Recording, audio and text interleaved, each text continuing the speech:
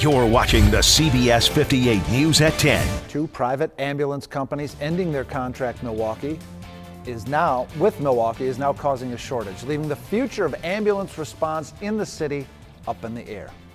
So, starting tomorrow, Milwaukee will start running 2 additional ambulances for basic 911 calls. CBS 58's Mark Stevens joins us from the fire department headquarters. And Mark, this comes down to money. Yeah, Bill, it's expensive to run an ambulance. The private providers say Medicaid and Medicare don't cover their full costs. That's led some providers to leave the city 911 system, meaning there are fewer ambulances overall to respond to 911 calls.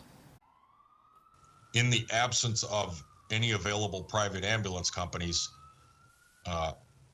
we have a legal obligation to respond to transport in an ambulance to an emergency room anybody who requests that. Acting Milwaukee Fire Chief Aaron Lipsky says that's putting a huge strain on the fire department's 12 ambulances and its other crews, too. There is a burnout that I fear is coming, if it is not already arriving. Historically, there's been 4 providers. Unfortunately, now in the last 2 years, 2 providers have left. Scott Mickelson with Bell Ambulance says the ambulance system has gotten weaker.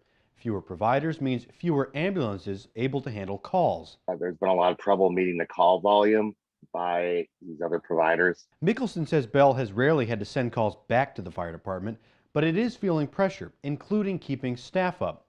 He says COVID testing and vaccination jobs have drawn some ambulance operators to higher paychecks. A lot of places an EMT or a paramedic can make more money with their certification than they can on an actual ambulance. Leaving the fire department to staff the 2 ambulances. There are no fast, cheap, or easy options. And even consider training cadets that could be hired by the private ambulance companies. It would be our expense and their gain because they wouldn't have the expense, but we would then have an operational advantage because there would be more capacity in their system.